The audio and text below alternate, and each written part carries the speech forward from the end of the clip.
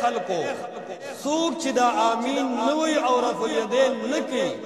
دنه تپوسو کا وایداته ولی نوی ولی نکی پرب میں دی قسم ہوئی دا دی جواب بدا نوی چې دا محمد رسول اللہ ندی کرے دی بوئی احادیثو کشتا خزمون مذہب و مسلک کی نشتا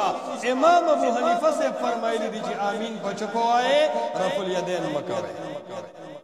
اس دیزے کہ اخیار خلق سو چکے ما چی عمل اکو ما پہ حوالے دے چاور کلا تا چی عمل اکو حوالے دے پہ چاور کلا